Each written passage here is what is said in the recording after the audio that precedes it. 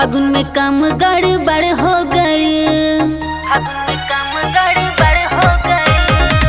पता न कहाँ माइंड खो गई। फागुन में काम गड़बड़ हो गई, भरल पिचकारी से रंग निकाल ली हनी, निकाल ली हनी, निकाल ली हनी। ए सखी हो सैया समझ के फासुर पे रंगवा डाल दी हनी। ए सखी हो सैया समझ के फासुर पे रंगवा डाल दी हनी।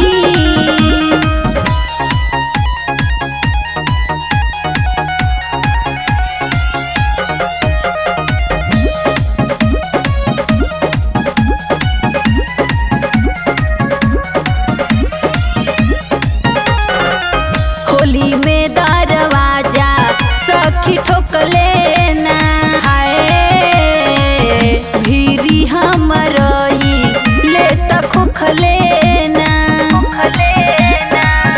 ए सखी सुनो, होली में दरवाजा सखी ठोकले ना, हाय भीरी हमरई ले त खोखले ना। होली में बिगाड़ी उनकर हाल दिहानी, हाल दिहानी, हाल दिहानी। ए सखी हो सैया समझ के फासुर पे रंगवा डाल दिहानी। ए सखी हो सैया समझ के फासुर पे रंगवा डाल दिहानी।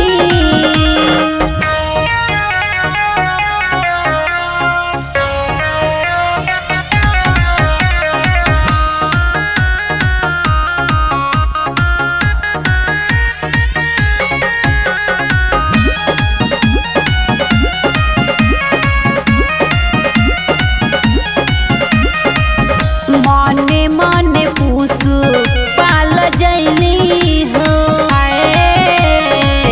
भसुर साथे भारी गलती कैली हो।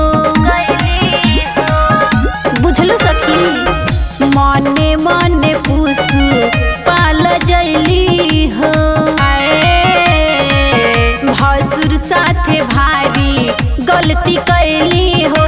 सोनू पे सारा रंगवा उछाल दिहानी, उछाल दिहानी, उछाल दिहानी। ए सखी हो सैया समा